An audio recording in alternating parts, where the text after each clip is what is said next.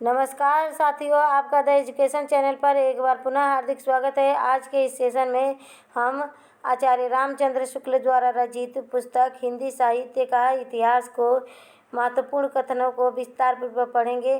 तो चलिए सेशन की शुरुआत करते हैं। हम संपूर्ण प्रकरणों के महत्वपूर्ण जो परीक्षा में पूछे गए हैं उन सबको एक ही वीडियो में विस्तार पूर्वक पढ़ेंगे। तो चलिए सेशन की शुरुआत करते हैं।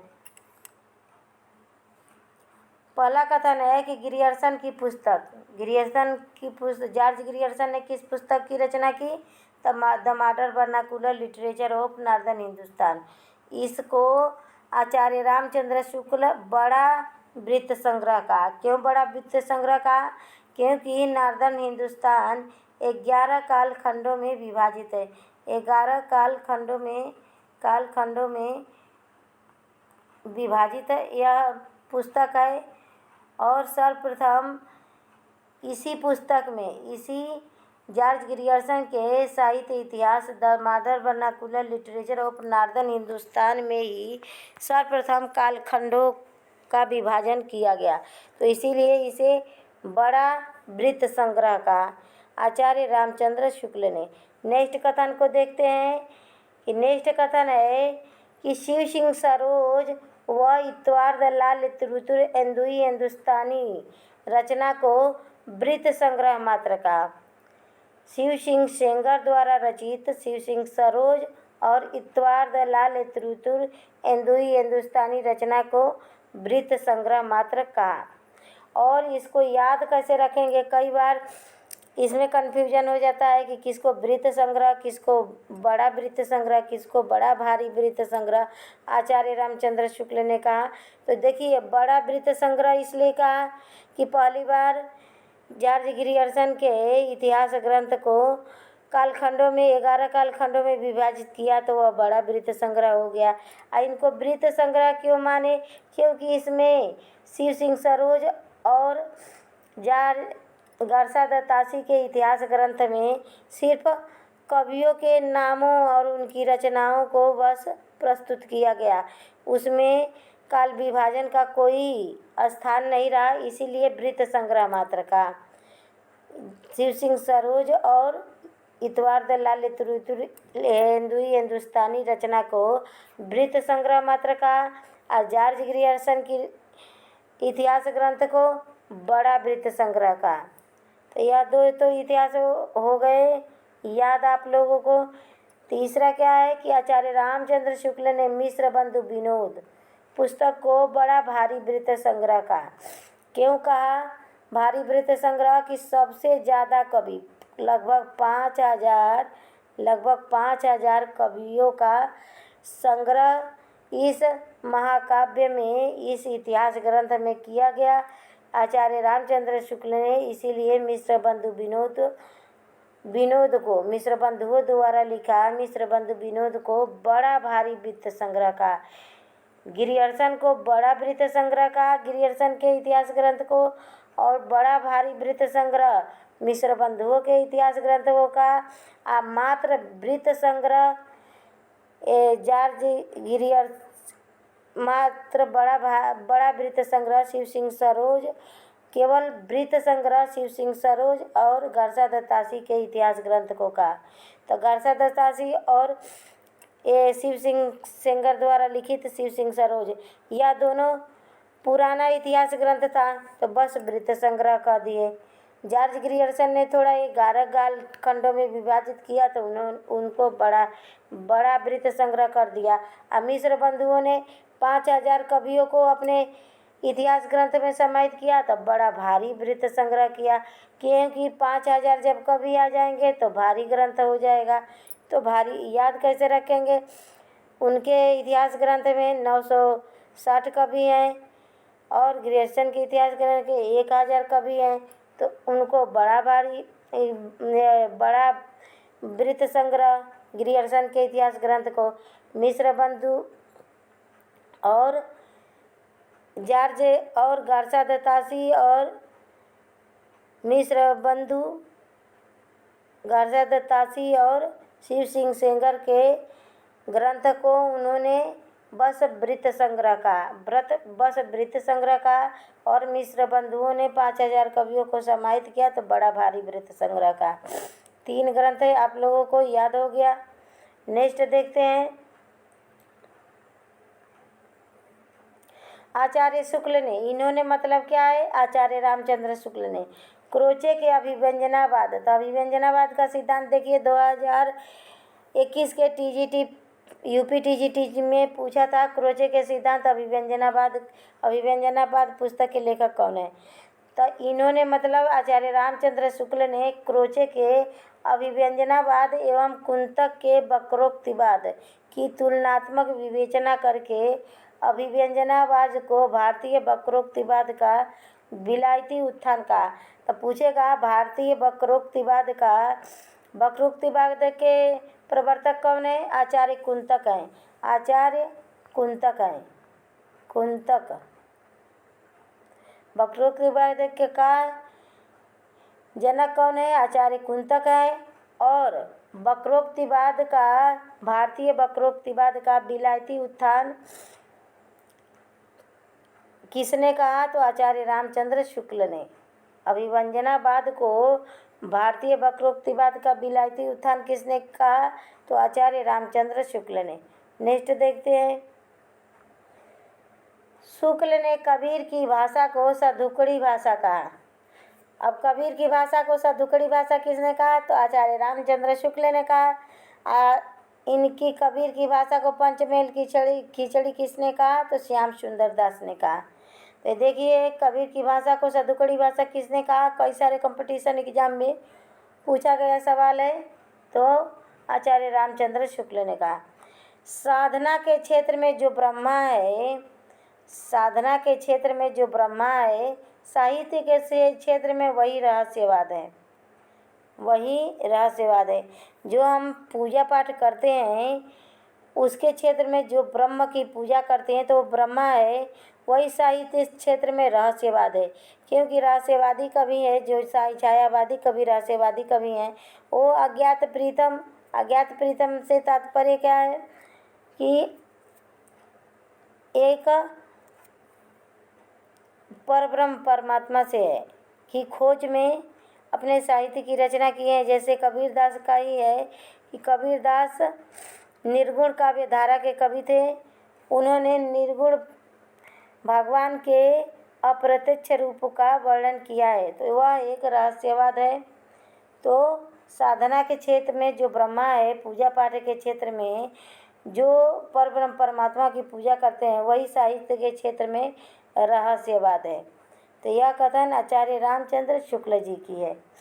नेक्स्ट कथन देखते हैं कि आचार्य रामचंद्र शुक्ल ने सूफी कवियों की प्रेम पद्धति में प्रेम की पीर को महत्वपूर्ण माना है।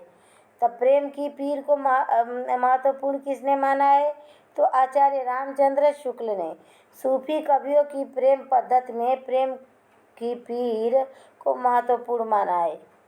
नेक्स्ट रामचंद्र शुक्ल के कथन को देखते हैं कि तुलसी को हिंदी का सर्वश्रेष्ठ कवि सिद्ध किया। आचार्य रामचंद्र शुक्ल ने तुलसीदास को हिंदी का सर्वश्रेष्ठ कवि माना। नेक्स्ट है, सूर को जीवन उत्सव का कवि कहा तथा इन्हें भ्रमर गीत को ध्वनि काव्य की संज्ञा की दी। तब पूछेगा क्वेश्चन, सूरदास के भ्रमर गीत को ध्वनि काव्य की संज्ञा किसने दी, तो वह है आचार्य रामचंद्र शुक्ल। आचार्य रामचंद्र शुक्ल ने सूरदास को, और पूछेगा सूरदास को जीवन उत्सव का कवि किसने कहा, तो वह है आचार्य रामचंद्र शुक्ल, और इनके भ्रमर गीत को ध्वनि काव्य की संज्ञा दी। तो सूरदास को जीवन उत्सव का कवि कहा, 2 प्रश्न मिल गए इस कोटेशन में, और इनके सूरदास द्वारा रचित भ्रमर गीत को ध्वनि काव्य की संज्ञा दी। नेक्स्ट क्वेश्चन देखते हैं। शुक्ल रास पंचाध्यायी रचना पर नंददास को जड़िया कवि का उपाधि प्रदान की। आचार्य रामचंद्र शुक्ल ने, अब पूछेगा रास पंचाध्यायी किसका ग्रंथ है, तो नंददास का ग्रंथ है। और इसी ग्रंथ के आधार पर आचार्य रामचंद्र शुक्ल नंददास को जड़िया कवि की उपाधि प्रदान की। नेक्स्ट कथन देखते हैं। और यह आचार्य रामचंद्र शुक्ल के महत्वपूर्ण कथन है जो कई सारे कंपटीशन एग्जाम में पूछे जा चुके हैं और पूछे जाने की संभावना है, क्योंकि हिंदी साहित्य का इतिहास ग्रंथ कभी नहीं बदल सकता। यह प्रत्येक कंपटीशन एग्जाम के लिए बेहद उपयोगी है। और जिन्होंने TGT, PGT, DSSP, LT grade की तैयारी की, प्रोफेसर की तैयारी की, जीआईसी प्रवक्ता की तैयारी की और उन्होंने हिंदी साहित्य के इतिहास ग्रंथ आचार्य रामचंद्र शुक्ल के इतिहास ग्रंथ को नहीं पढ़ा तो फिर वह क्या पढ़े। नेक्स्ट रामचंद्र के महत्वपूर्ण कथनों को देख लेते हैं। शुक्ल जी पद्मावती में रत्नसेन द्वारा पद्मावती को प्राप्त करने की इच्छा को प्रेम न कहकर रूप लोभ कहा। तो पूछेगा कि जायसी द्वारा लिखित पद्मावती के पात्र रत्नसेन और पद्मावती के प्रेम को शुक्ल जी ने किसकी संज्ञा दी? तो रूप लोभ की। कि यह कहते हैं कि सूफी काव्य रहस्यवादी काव्य है। वह प्रत्यक्ष नायक नायिका के प्रेम को, आध्यात्मिक प्रेम, ईश्वर की प्रेम को आधार बनाकर लिखे हैं। लेकिन शुक्ल जी ऐसा नहीं मानते हैं, वो तो अलग विचारधारा के हैं। उन्होंने कहा ये कोई ग्रंथ थोड़ी है परमात्मा का जीव से मिलन नहीं है, यह तो रूप की लोलुपता है। क्योंकि जो रत्नसेन है एक पत्नी रहते हुए ही, नागमती के रहते हुए ही पद्मावती के पीछे दौड़ रहा है, उसके रूप के लोभ के पीछे दौड़ रहा है। तो रूप लोभ की संज्ञा पद्मावती और रत्नसेन के प्रेम को किसने दिया? तो वह है आचार्य रामचंद्र शुक्ल। महत्वपूर्ण कथन है और इसे नोट डाउन कीजिएगा। बहुत छाट के हमने यह प्रश्न लाया है, तो प्लीज़ इसे नोट डाउन कीजिएगा। और यह इससे जितने भी क्वेश्चन बन सकते हैं, जितने कोटेशन शामिल हैं, उन सबको लिए हैं। अगर इस क्लास में पूरा नहीं हुआ, क्लास अगर लंबी होगी तो दूसरे क्लास में हम लोग पढ़ेंगे, लेकिन आचार्य रामचंद्र शुक्ल के हिंदी साहित्य ग्रंथ को, संपूर्ण हिंदी साहित्य ग्रंथ को पढ़ लेंगे। नेक्स्ट कोटेशन है, सूरदास किसी चली आती हुई गीत काव्य परंपरा का, चाहे वह मौखिक ही रही हो, पूर्ण विकास सा प्रतीत होता है। सूरदास किसी चली आती हुई गीत काव्य की परंपरा का, चाहे वह मौखिक ही रही हो, पूर्ण विकास सा प्रतीत होता है। सूरदास के भ्रमर गीत के बारे में आचार्य रामचंद्र शुक्ल किए हैं। भ्रमर गीत का एक गीत काव्य है और उसी के बारे में यह कथन कहे हैं कि ये मौखिक ही रूप में यह गाया गया है, लेकिन पूर्ण विकास सा प्रतीत होता है। नेक्स्ट देखते हैं। नेक्स्ट कथन है, सूर्य की भक्ति का मेरुदंड पुष्टि मार्ग है। तो पुष्टि मार्ग सूरदास के भक्ति का मेरुदंड पुष्टि मार्ग है। यह कथन किसका है? तो आचार्य रामचंद्र शुक्ल का है। और सूरदास के भक्ति काव्य को पुष्टि मार्ग की संज्ञा किसने दी? तो आचार्य रामचंद्र शुक्ल ने दी। प्रश्न चाहे जैसे भी बढ़ने, हम थ्योरी क्लास पढ़े रहेंगे तो ज़रूर उसको हल कर देंगे। सूर वात्सल्य और वात्सल्य सूर है। वात्सल्य रस के अच्छे सबसे महत्वपूर्ण चित्रण, सबसे परिनिष्ठित चित्रण किसने किया? तो सूरदास ने किया। तो वही सूरदास के विषय में लिखते हैं कि सूर वात्सल्य है और वात्सल्य ही सूर है, क्योंकि उन्होंने वात्सल्य का कोना कोना झाँका है। सूरदास जी बाल वर्णन का कोना कोना झाँक आए हैं, यह भी सूरदास के विषय में कहा गया है। तो सूर वात्सल्य है और वात्सल्य सूर है, किसका कथन है? आचार्य रामचंद्र शुक्ल जी का कथन है। आचार्य रामचंद्र शुक्ल जी का कथन है। नेक्स्ट देखते हैं।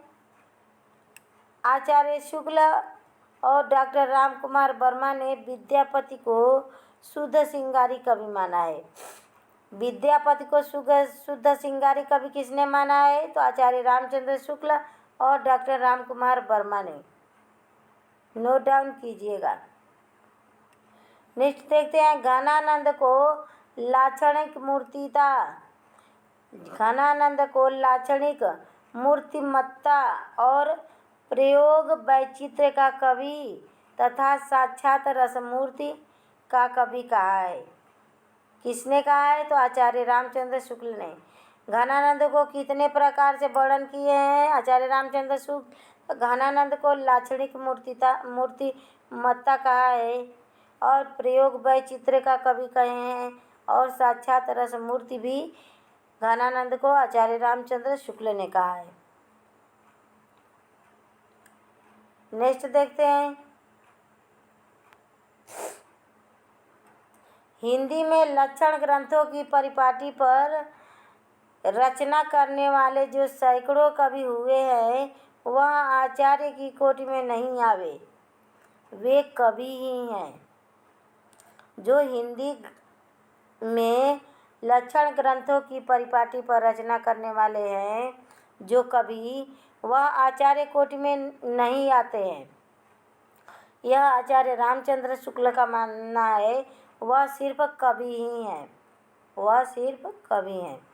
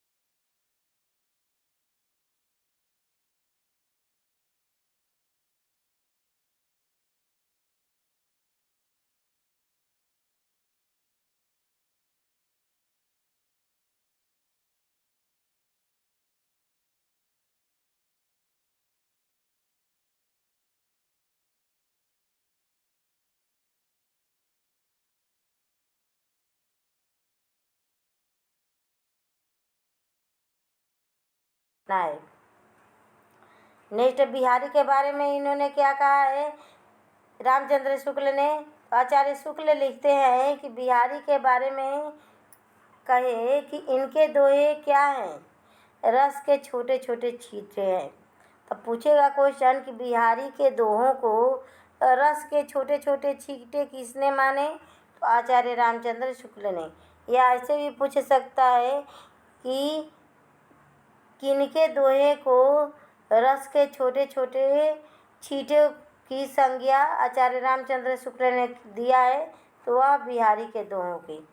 नेक्स्ट है, शुक्ल ने भूषण की भाषा को आलोचना की है। शुक्ल ने भूषण की भाषा की आलोचना की है कि भूषण की भाषा अच्छी नहीं है, इसीलिए शुक्ल ने भूषण की भाषा को ही आलोचना की है। बोधा के बारे में रामचंद्र शुक्ल के महत्वपूर्ण कथन क्या है कि बोधा को रसोन्मत्त कवि कहा है कि रस से उन्मत्त। रसोन्मत्त मतलब रस से उन्मत्त कवि किसको कहा है? तो बोधा को। बोधा की प्रेमिका का क्या नाम है?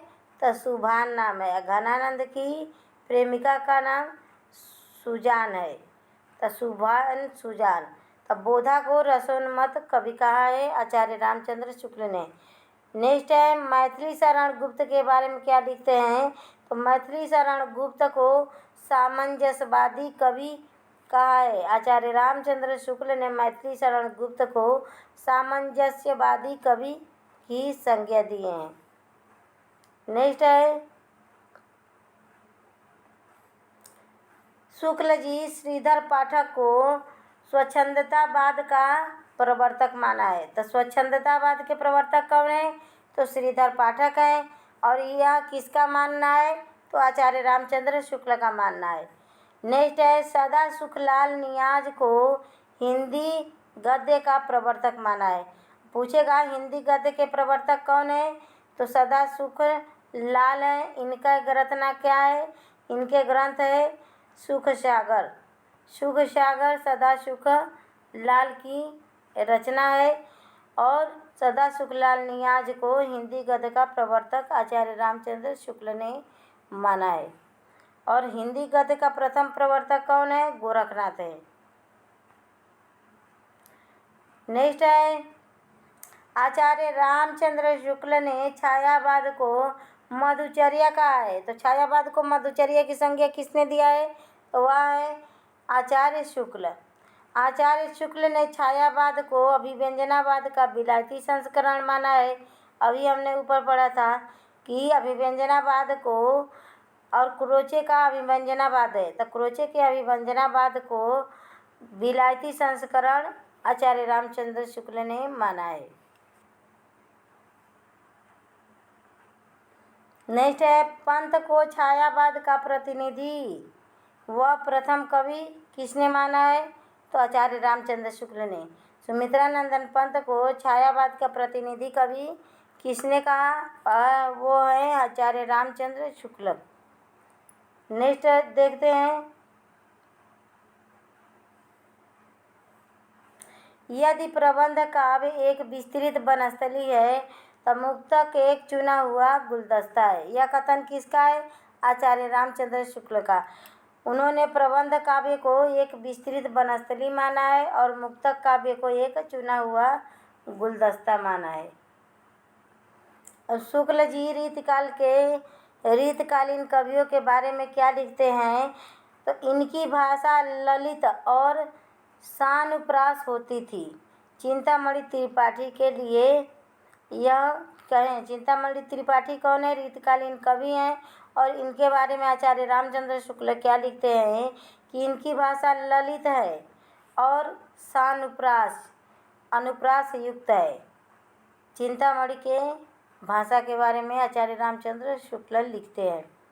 नेक्स्ट देखते हैं, भाषा चलती होने पर भी अनुप्रास युक्त होती थी। भाषा चलती होने पर भी अनुप्रास से युक्त होती थी। यह किसके बारे में आचार्य रामचंद्र शुक्ल लिखते हैं, तो बेनी प्रवीण के बारे में। बेनी प्रवीण रीतकालीन कवि हैं और इनके बारे में आचार्य रामचंद्र शुक्ल लिखते हैं कि इनकी भाषा चलती है, उसके बावजूद भी अनुप्रास से युक्त है। नेक्स्ट है, इस ग्रंथ को इन्होंने वास्तव में आचार्य के रूप में लिखा है, कवि के रूप में नहीं। भाषाभूषण के संबंध में, भाषाभूषण किसका ग्रंथ है, महाराजा जसवंत सिंह का ग्रंथ है और भाषाभूषण के बारे में ही लिखे हैं कि इस ग्रंथ को महाराजा जसवंत सिंह ने वास्तव में आचार्य के रूप में लिखा है, कवि के रूप में नहीं लिखा है।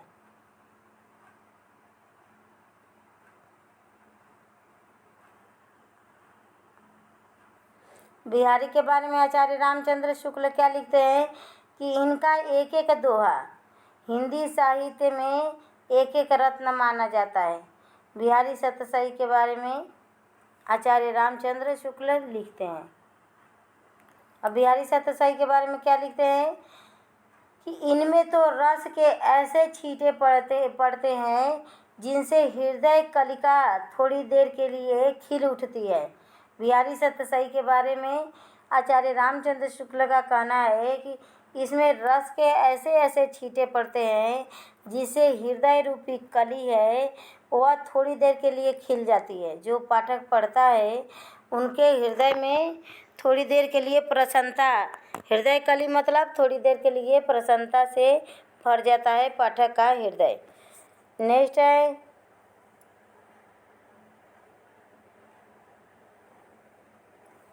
यदि प्रबंध काव्य एक विस्तृत वनस्थली है तो मुक्तक काव्य एक चुना हुआ गुलदस्ता है। बिहारी सतसई के लिए बिहारी सतसई के बारे में यह कथन आचार्य रामचंद्र शुक्ल लिखते हैं। नेक्स्ट क्या है, तो जिस कवि में कल्पना की समाहार शक्ति के साथ साथ भाषा की समाहार शक्ति जितनी अधिक होगी उतनी वह मुक्तक की रचना में सफल होगा। बिहारी के लिए यह कथन आचार्य रामचंद्र शुक्ल लिखते हैं कि जिस कवि में कल्पना की शक्ति समाहार शक्ति के साथ साथ भाषा का भी समाहार शक्ति जितनी अधिक होगी उतना ही वह मुक्तक काव्य की रचना में सफल होगा। बिहारी सतसई क्या है? एक मुक्तक काव्य है। 700 दोहों का कहा जाए 719, कहीं कहीं 713 मिलता है। इतने दोहों का समावेश है बिहारी सतसई में। नेक्स्ट है, बिहारी के बारे में ही लिखते हैं आचार्य रामचंद्र शुक्ल कि बिहारी की भाषा चलती होने पर भी साहित्यिक है। यह बिहारी के लिए आचार्य रामचंद्र शुक्ल लिखते हैं कि इनकी भाषा चलती फिरती है, उतनी अच्छी नहीं है, फिर भी साहित्यिक है। नेक्स्ट देखते हैं, कविता उनकी श्रृंगारिक है। बिहारी की कविता क्या है? श्रृंगारिक है, पर प्रेम की उच्च भूमि पर नहीं पहुंचती। पर प्रेम की श्रृंगारिक है उनकी कविता। बिहारी की जो दोहे हैं वह श्रृंगारिक हैं, पर प्रेम की उच्च कोटि पर नहीं पहुंचती। प्रेम की उच्च कोटि पर सूफी ग्रंथों के कवियों की रचनाएं पहुंचती है, नीचे ही रह जाती है। यह बिहारी के लिए बिहारी सतसई के बारे में आचार्य रामचंद्र शुक्ल जी का कहना है। बहुत ही इम्पोर्टेंट कथन है, तो प्लीज़ चैनल को सब्सक्राइब कीजिएगा, लाइक कीजिएगा, शेयर कीजिएगा। एक पास इतने मटेरियल मिलना संभव नहीं है, फिर भी हमने कोशिश किया है। और रीतिकाल के नेक्स्ट कवि मंडन जी के बारे में, मंडन के बारे में क्या लिखते हैं आचार्य रामचंद्र शुक्ल कि भाषा इनकी बड़ी स्वाभाविक, चलती और व्यंजनापूर्ण होती थी। मंडन कवि के बारे में लिखते हैं कि भाषा इनकी भाषा स्वाभाविक, चलती और व्यंजनापूर्ण होती थी। यह मंडन कवि के बारे में लिखा है। इनका सच्चा कवि हृदय था। इनका सच्चा कवि हृदय था। किसके बारे में आचार्य रामचंद्र शुक्ल कहे हैं कि मतीराम रीतकालीन कवि है। इनके बारे में लिखे हैं कि इनका सच्चा कवि हृदय मिला था। इनको मतीराम को सच्चा कवि हृदय मिला था। नेक्स्ट कोटेशन देखते हैं, रीतिकाल के प्रतिनिधि कवि। रीतिकाल के प्रतिनिधि कवियों में पद्माकर को छोड़ और किसी कवि में मतीराम की सी चलती भाषा और सरल व्यंजना नहीं मिलती। यह मतीराम के बारे में आचार्य रामचंद्र शुक्ल लिखते हैं कि मतीराम की तुलना किससे किए हैं? पद्माकर से किए हैं कि पद्माकर को छोड़कर मतीराम जी का सामना करने वाला कोई नहीं था रीतिकाल में। रीतिकाल के प्रतिनिधि कवियों में पद्माकर को छोड़कर और किसी कवि में मतीराम की सी चलती भाषा और सरल व्यंजना नहीं मिलती। मतलब कि मतीराम और पद्माकर तो एक जैसे लिखते हैं, लेकिन पद्माकर को छोड़कर मतीराम का कोई सामने करने वाला नहीं था। नेक्स्ट है, उनके प्रति भक्ति और सम्मान की प्रतिष्ठा हिंदू जाति के हृदय में उस समय भी थी और आगे भी बराबर बनी रही या बढ़ती गई। कवि भूषण के लिए आचार्य रामचंद्र शुक्ल लिखते हैं कि उनके प्रति भक्ति और सम्मान की प्रतिष्ठा हिंदू जनता के हृदय में उस समय थी, आगे भी बराबर बनी रही या बढ़ती रही। भूषण के बारे में लिखे हैं। भूषण वीर रस के कवि हैं और उनके बारे में यह आचार्य रामचंद्र शुक्ल लिखते हैं। नेक्स्ट है, भूषण के वीर रस के उद्गार सारी जनता के हृदय की संपत्ति हुई। भूषण जो वीर रस में कविताएं लिखते थे उसका उद्गार सभी जनताओं की संपत्ति हुई, हृदय की संपत्ति हुई। यह भूषण के बारे में इतनी बड़ी बात आचार्य रामचंद्र शुक्ल द्वारा कहा गया है। नेक्स्ट कोटेशन देखते हैं।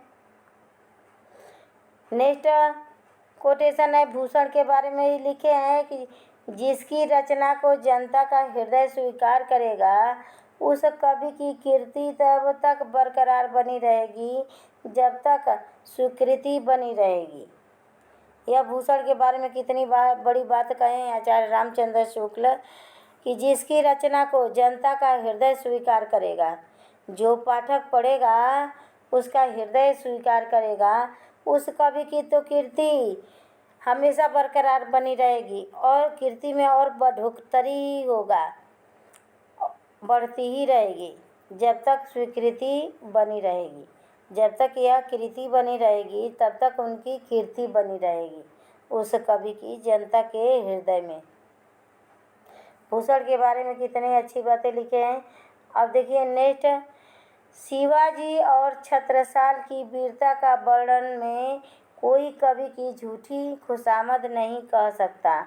भूषण के लिए यह लिखते हैं कि भूषण जी ने जो कवि भूषण ने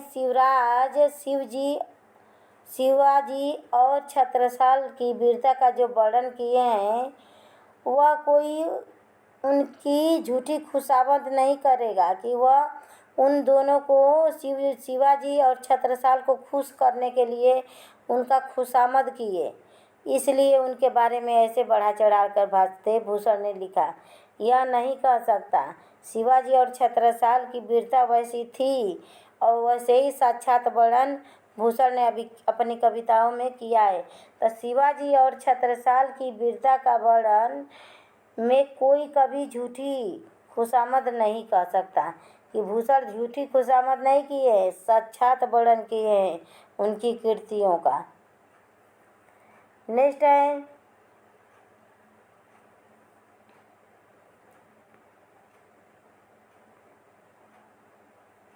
वे हिंदू जाति के प्रतिनिधि कवि हैं। भूषण के लिए क्या कहा गया है, तो भूषण के लिए आचार्य रामचंद्र शुक्ल ने क्या माना है, तो प्रतिनिधि कवि माना है। हिंदू जाति का प्रतिनिधि कवि आचार्य रामचंद्र शुक्ल किसको मानते हैं, तो वह भूषण कवि को। नेक्स्ट देखते हैं, छंद शास्त्र पर इनका विशद निरूपण और किसी कवि ने नहीं किया। सुखदेव मिश्र के लिए यह कथन है कि छंद शास्त्र पर इनका विशद निरूपण और किसी कवि ने नहीं किया कि छंद शास्त्र में विस्तृत वर्णन सुखदेव मिश्र ने किया है और किसी कवि ने नहीं किया है। सुखदेव मिश्र के बारे में आचार्य रामचंद्र शुक्ल लिखते हैं। नेक्स्ट देखते हैं, ये आचार्य और कवि दोनों रूपों में हमारे सामने आते हैं। देव के बारे में लिखे हैं कि यह देव आचार्य भी हैं और कवि भी हैं, दोनों रूपों में जनता के सामने आते हैं। आचार्य देव आचार्य रामचंद्र शुक्ल का मानना है। नेक्स्ट देखते हैं, कवित्व शक्ति और मौलिकता देव में खूब थी। देव के बारे में फिर लिखते हैं भूषण के रामचंद्र शुक्ल की कवित्व शक्ति और मौलिकता देव में खूब थी, पर उनके समक्ष स्फुट में उनकी रुचि विशेष प्रायः बाधक हुई। यह देव के बारे में आचार्य रामचंद्र शुक्ल लिखते हैं। अब देखिए फिर रीतकालीन कवियों के बारे में कुछ और महत्वपूर्ण बातें लिखते हैं। क्या लिखते हैं कि रीतकाल के कवियों में ये बड़े ही प्रलब्ध और प्रतिभा संपन्न कवि थे, इसमें संदेह नहीं है। देव के बारे में यह फिर कोटेशन लिखते हैं आचार्य रामचंद्र शुक्ल कि रीतकाल के जो कवि हैं उनमें बड़े ही प्रगल्भ और प्रतिभा संपन्न कवि देव को माने हैं।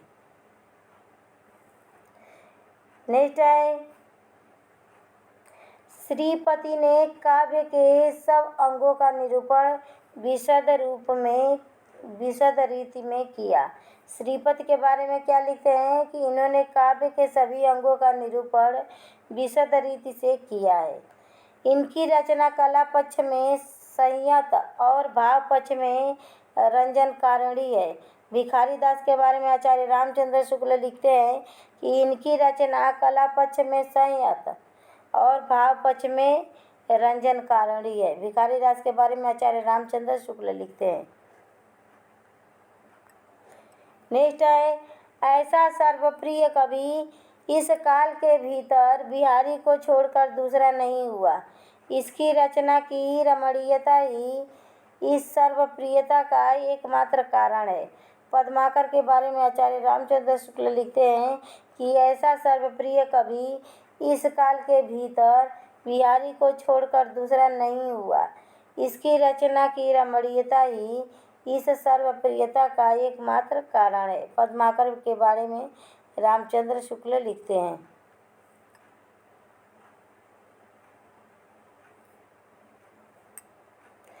नेक्स्ट है रीतिकाल की सनक। इनमें सबसे अधिक इतनी अधिक थी कि इन्होंने यमुना लहरी नामक देवस्तुति में भी नवरस और खड ऋतु सुझाई पड़ी। ग्वाल कवि के बारे में आचार्य रामचंद्र शुक्ल लिखते हैं कि ग्वाल कवि रीतिकाल की सनक इन सनक में इतनी अधिक थी कि इन्हें यमुना लहरी किसकी रचना है? ग्वाल कवि की रचना है। नामक देव स्तुति में भी नवरस और खड ऋतुओं को सुझाई पड़ी। कि मतलब इन्होंने यमुना लहरी में देव स्तुति की, फिर भी देव स्तुति में नव रसों को शामिल कर लिया और खड ऋतुओं को भी शामिल कर लिए ग्वाल कवि ने। नेक्स्ट है खड ऋतुओं का वर्णन इन्होंने विस्तृत किया है। खड मतलब 6 ऋतुओं का वर्णन ग्वाल कवि ने विस्तृत रूप में किया है अपनी रचनाओं में, पर वही श्रृंगारिक उद्दीपन के ढंग का। मतलब है तो 6 ऋतुओं का वर्णन, लेकिन ऋतुओं को श्रृंगारिक रूप में श्रृंगार रस से ओतप्रोत उन्होंने इस रचना को किया है। किसने? ग्वाल कवि ने। और ये किसका कथन है? तो आचार्य शुक्ल का कथन है। ग्वाल कवि के विषय में एक और कोटेशन है कि ग्वाल कवि ने देशाटन अच्छा किया था। वह देशाटन अच्छा किए थे ग्वाल कवि, और उन्होंने भिन्न भिन्न प्रांतों की बोलियों का अच्छा ज्ञान हो गया था। देशाटन के कारण ही ग्वाल कवि को सभी प्रांतों की बोलियों का अच्छा ज्ञान हो गया था। नेक्स्ट कथन है अब तक पाई गई पुस्तकों में यह भाषा योग वशिष्ठ ही सबसे पुराना पुस्तक है जिसमें गद्य अपने परिष्कृत रूप में दिखाई पड़ता है। अब तक पाई गई सभी पुस्तकों में भाषा योग वशिष्ठ किसकी रचना है? राम प्रसाद निरंजनी जी की रचना है। राम प्रसाद निरंजनी जी की रचना है भाषा योग वशिष्ठ, और इसको सबसे पुराना है। भाषा योग वशिष्ठ को सबसे पुराना गद्य रचना परिष्कृत रूप में दिखाई पड़ता है।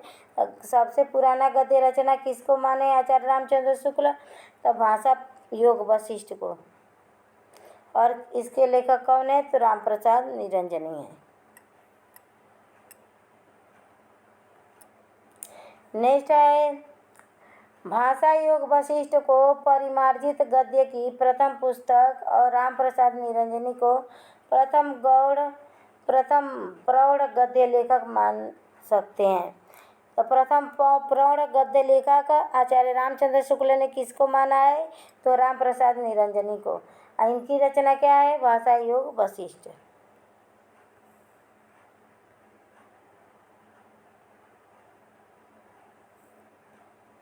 नेक्स्ट है जिस प्रकार वे अपनी अरबी फारसी मिली हिंदी को उर्दू कहते थे, उसी प्रकार संस्कृत मिली हिंदी को भाखा कहते थे। ईसा अल्लाह खां के बारे में आचार्य रामचंद्र शुक्ल का कथन है। नेक्स्ट देखते हैं अभी हिंदी में कविता हुई कहाँ? सूर तुलसी बिहारी आदि ने जिसमें कविता की वह तो भाखा है, हिंदी नहीं। बाबू अयोध्या प्रसाद खत्री का कहना है कि अभी हिंदी कविता हुई कहाँ है? सूर तुलसी बिहारी आदि ने जिसमें कविता की वह तो भाखा है, हिंदी नहीं है। बाबू अयोध्या प्रसाद खत्री के बारे में आचार्य रामचंद्र शुक्ल लिखते हैं। नेक्स्ट कथन है, आरंभिक काल के चारों लेखकों में ईसा की भाषा सबसे चटकीली, मटकीली और मुहावरेदार और चलती है। तो किसकी भाषा को आचार्य रामचंद्र शुक्ल चटकीली, मटकीली और मुहावरेदार की संज्ञा दिए हैं? तो मुंशी ईसा अल्लाह खां की भाषा को, ईसा अल्लाह खां की भाषा को आचार्य रामचंद्र शुक्ल चटकीली, मटकीली और मुहावरेदार माने। असली हिंदी का नमूना लेकर उस समय राजा लक्ष्मण सिंह आगे बढ़े थे। सबसे असली हिंदी का नमूना लेकर राजा लक्ष्मण सिंह ही आगे बढ़े थे और अभिज्ञान शाकुंतलम कालिदास के नाटक को सर्वप्रथम हिंदी में अनुवाद किसने किया? तो राजा लक्ष्मण सिंह ने।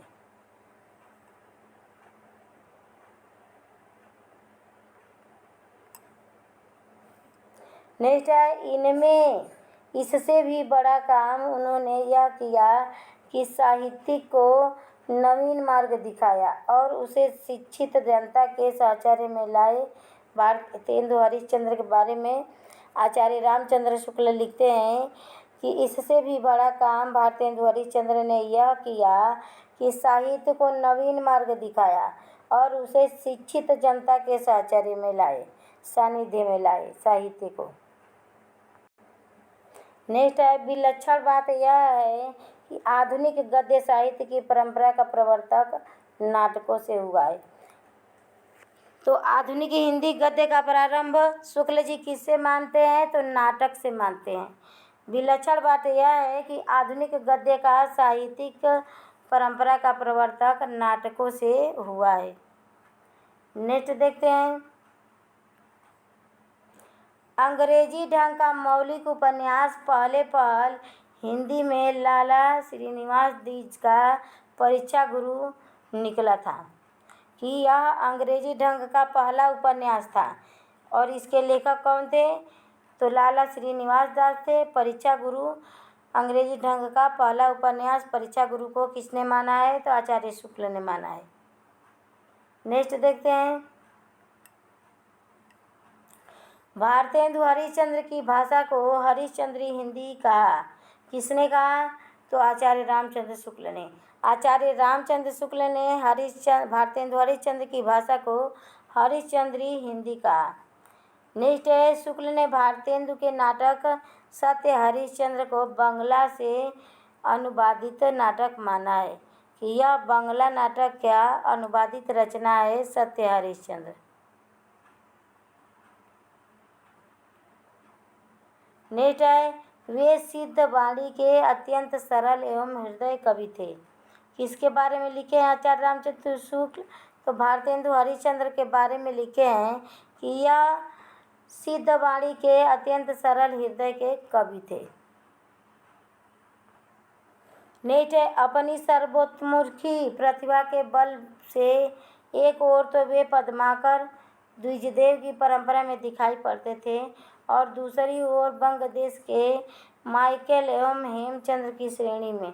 भारतेंदु हरिश्चंद्र के बारे में यह कोटेशन आचार्य रामचंद्र लिखते हैं कि वह अपने सर्वमुखी प्रतिभा के कारण पद्माकर और द्विजदेव मतलब रीतिकाल के परंपरा में तो चले ही थे अच्छा भारतेंदु हरिश्चंद्र, लेकिन दूसरी ओर बंग देश के माइकल मधुसूदन और हेमचंद्र की श्रेणी में भी भारतेंदु हरिश्चंद्र को गिना जाता था। नेक्स्ट है, प्राचीन और नवीन का सुंदर सामंजस्य भारतेंदु की कला का विशेष माधुर्य है। यह भारतेंदु हरिश्चंद्र जी के बारे में आचार्य रामचंद्र शुक्ल का कहना है। नेक्स्ट है, श्रीयुत पंडित महावीर प्रसाद द्विवेदी ने पहल विस्तृत आलोचना का रास्ता निकाला था। तो पहल विस्तृत आलोचना का रास्ता किसने निकाला था? तो महावीर प्रसाद द्विवेदी ने। यह किसका कथन है? तो आचार्य रामचंद्र शुक्ल का।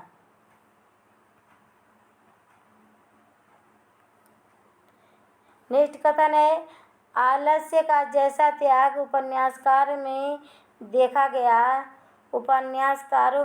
गया और किसी वर्ग के हिंदी लेखकों में नहीं, कि जो आलस्य का जैसा त्याग उपन्यासकारों में देखा गया वैसा और किसी वर्ग के हिंदी लेखकों में नहीं देखा गया। यह उपन्यासकारों के बारे में आचार्य शुक्ल का कहना है। नेक्स्ट है, पहले मौलिक उपन्यास लेखक जिनके उपन्यासों की सर्वसाधारण धूम मची हुई। पहले मौलिक उपन्यास लेखक जिनके उपन्यासकारों की सर्वसाधारण में धूम हुई। काशी के बाबू देवकीनंदन खत्री के बारे में उन्होंने लिखा है कि देवकीनंदन खत्री बहुत अच्छे उपन्यासकार थे। उनके बारे में आचार्य रामचंद्र शुक्ल का यह कथन है। नेक्स्ट है, ये वास्तव में घटना प्रधान कथानक या किस्से हैं जिसमें जीवन के विविध पक्षों के चित्रण का कोई प्रयत्न नहीं है। इसमें यह साहित्यिक कोटि में नहीं आते। देवकीनंदन खत्री के उपन्यासों के बारे में आचार्य रामचंद्र शुक्ल लिखते हैं।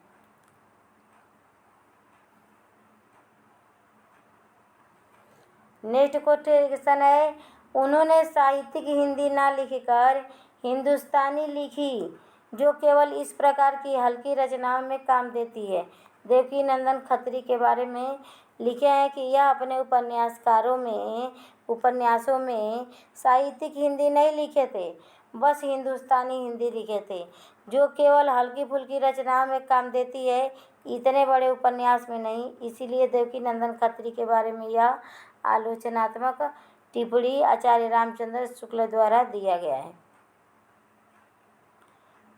नेक्स्ट है, उपन्यासों का ढेर लगा देने वाले दूसरे मौलिक उपन्यासकार पंडित किशोरीलाल गोस्वामी हैं, जिनकी रचनाएं साहित्यिक कोटि की आती है। देखिए, गुलेरी जी की रचनाओं को साहित्यिक कोटि नहीं माने आचार्य रामचंद्र शुक्ल, जबकि किशोरीलाल गोस्वामी की रचनाओं को साहित्यिक कोटि की रचनाओं में स्थान दिया है आचार्य रामचंद्र शुक्ल। नेक्स्ट है, साहित्य की दृष्टि से उन्हें हिंदी का पहला उपन्यास कहना चाहिए। पंडित किशोरीलाल गोस्वामी के बारे में आचार्य रामचंद्र शुक्ल का कहना है। तो क्लास बहुत लंबी होगी दोस्तों। नेक्स्ट कोटेशन कल फिर नेक्स्ट क्लास में पढ़ेंगे, क्योंकि एक क्लास में सब कुछ शामिल कर देना संभव नहीं है। क्लास लंबी हो जाएगी और लंबे क्लास बच्चे ज़्यादा देखते नहीं हैं। तो कैसी लगी सेशन अच्छा लगे तो प्लीज़ चैनल को सब्सक्राइब कीजिएगा, लाइक कीजिएगा, शेयर कीजिएगा और हमें सपोर्ट कीजिएगा कि हम आप लोगों से प्रेरित होकर ऐसे ही वीडियो बनाते रहें और अच्छे अच्छे कमेंट कीजिएगा। नमस्कार दोस्तों, धन्यवाद।